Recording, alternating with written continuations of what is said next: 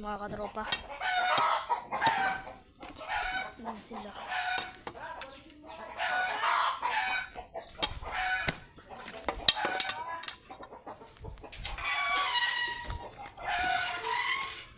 Paano pa?